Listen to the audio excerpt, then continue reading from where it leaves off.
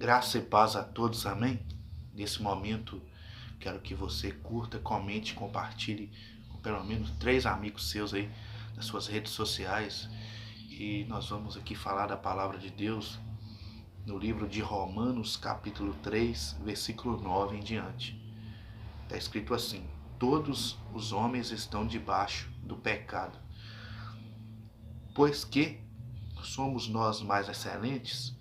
De maneira nenhuma, pois já antes demonstramos que tanto judeus como gregos, todos estão debaixo do pecado, como está escrito: não há um justo, nenhum sequer. Não há ninguém que entenda, não há ninguém que busque a Deus.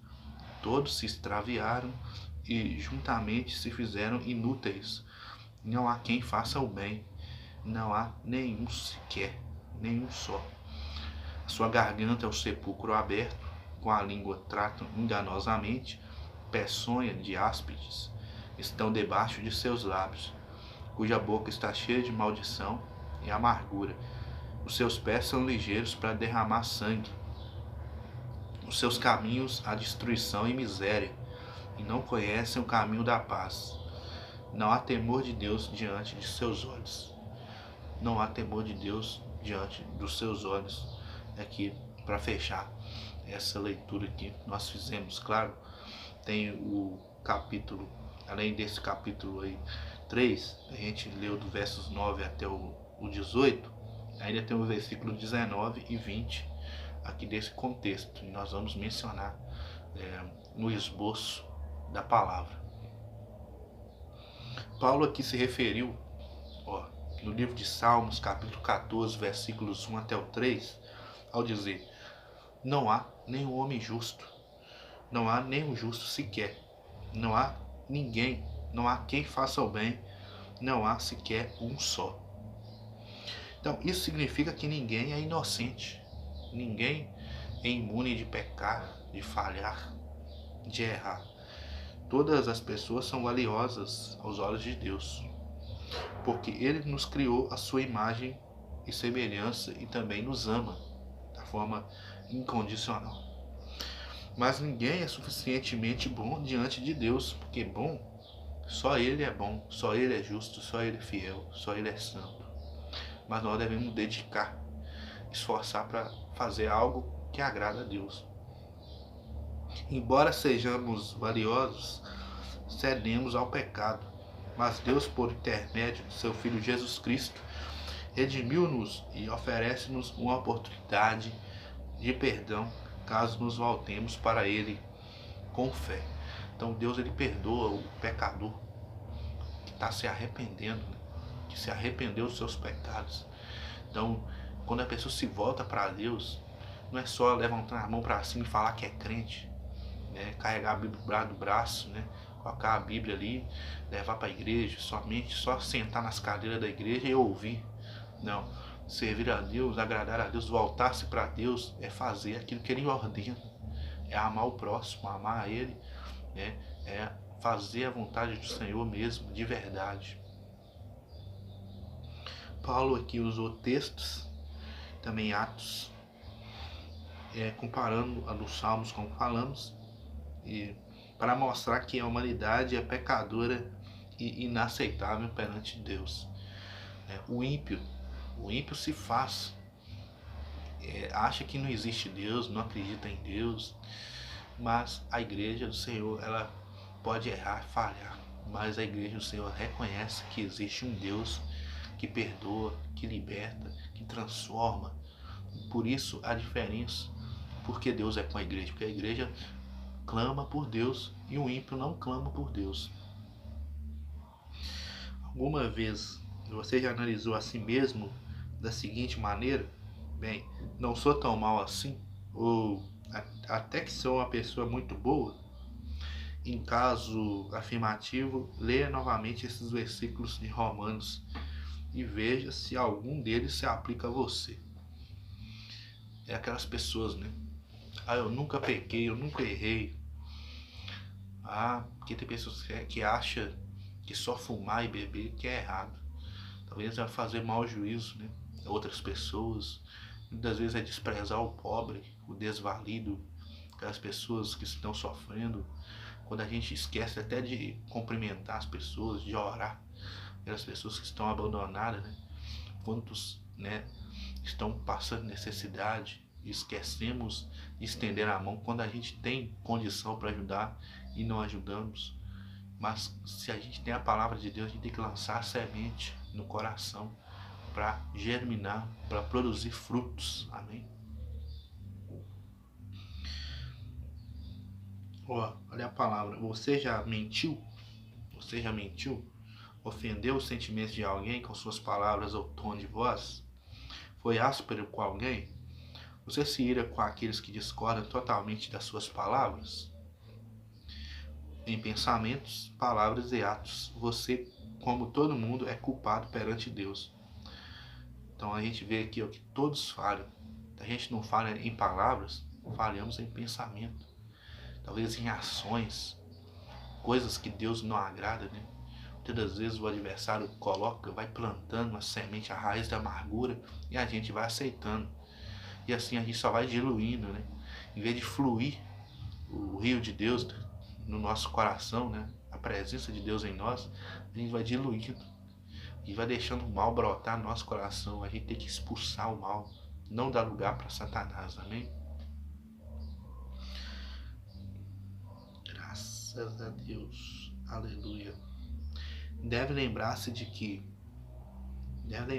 quem somos aos olhos do Senhor, pecadores perdidos. Sem Deus nós somos perdidos. Está escrito aqui, ó. Se o homem não reconhecer que Deus é na vida dele, se não tiver certeza da sua salvação, ele vai ser um pecador perdido. É melhor ser um pecador arrependido, que tem chance de salvação, do que um pecador perdido, que está praticamente, como diz o outro, em pé na cova, né?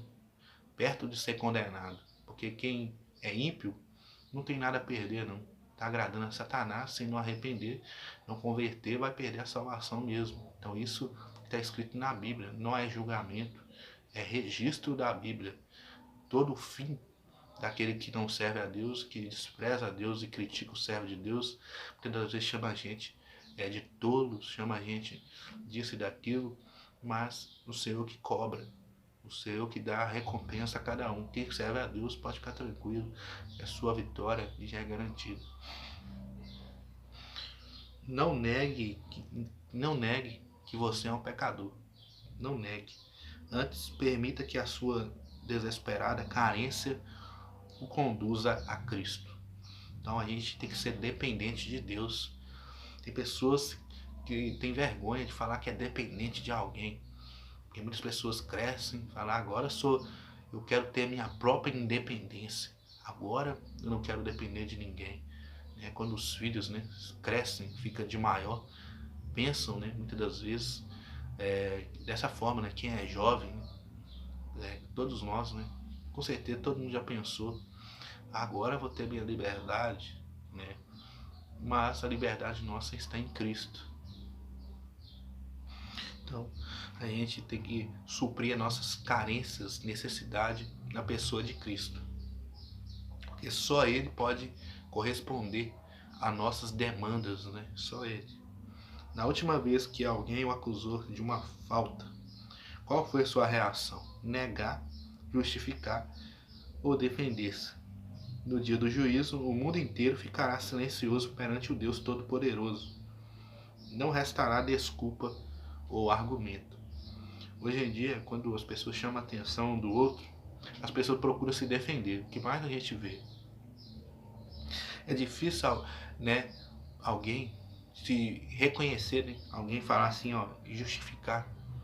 Não só reconhecer, eu errei, me perdoe se eu falei isso e aquilo de você, se eu agi da forma errada, errônea.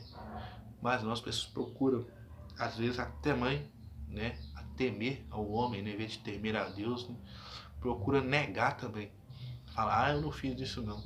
Além, muitas das vezes, algumas pessoas querem se defender, né, porque em legítima defesa, né, tenta se proteger, se blindar.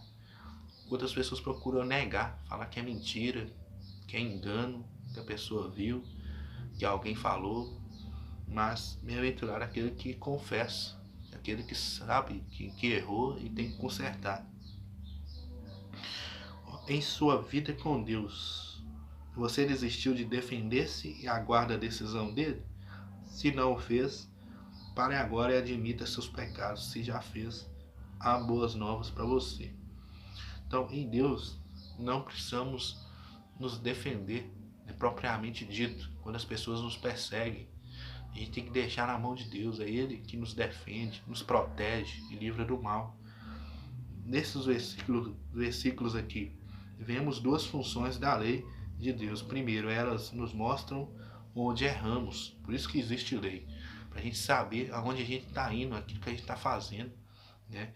Porque é um limite que coloca no ser humano. Sem a lei não tem como a gente saber o que é certo e o que é errado, mas com a lei a gente já sabe o que é certo e errado. Então por isso que a gente está vendo aqui, ó, mostra onde a gente erra. Por causa da lei, sabemos que somos pecadores, sem esperança e que devemos buscar a Jesus Cristo para obter perdão e misericórdia. Segundo ponto, o código moral revelado na lei pode servir para guiar nossos atos, a fim de mantermos a nossa vida os padrões morais de Deus. Não alcançamos a salvação apenas observando a lei. Ninguém, exceto a Cristo, jamais guardou ou poderia obedecer perfeitamente a lei de Deus. Então está falando que só Jesus Cristo que cumpriu todo o desígnio de Deus. Mas Jesus, quando ele morreu na cruz, deu esperança para mim, para você, para a humanidade inteira, para ter salvação. Mas tornamos-nos agradáveis a Deus quando nossa vida está de acordo com a vontade dele, que nos foi revelada. Então a gente tem essa palavra aqui, seguir a vontade de Deus não é fácil, mas é possível. Então basta confiar no Senhor, que Deus possa te abençoar. Essa é a palavra, que Deus te honre e te abençoe, porque Ele é fiel. Amém?